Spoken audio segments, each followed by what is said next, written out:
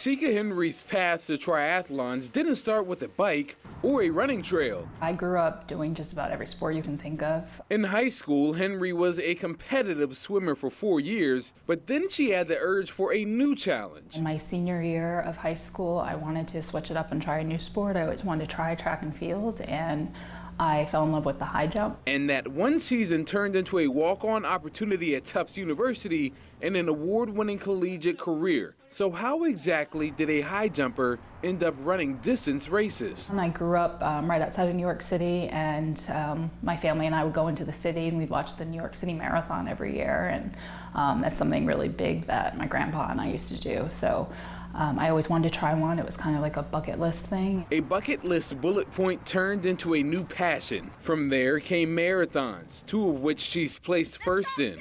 And then came the tall task of taming triathlons.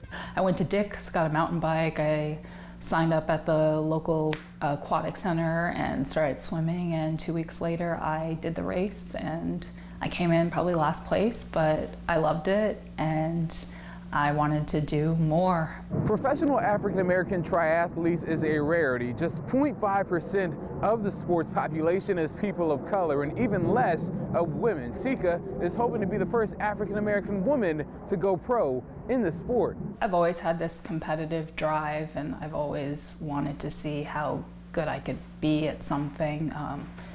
I thought it'd be cool to hopefully be the first. While she strives to be the first African-American woman to break into the pro-level barrier, Sika hopes to see more people push themselves past their inner doubt. I think people would shock themselves with what they're capable of.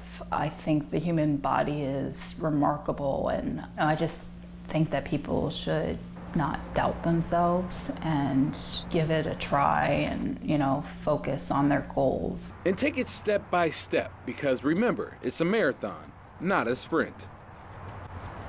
Now, I ran cross country in high school. My best in the 5K was about 21 minutes. Her best, 18:19. Jeez. So. I mean, she's an incredible. How often does she compete in triathlon?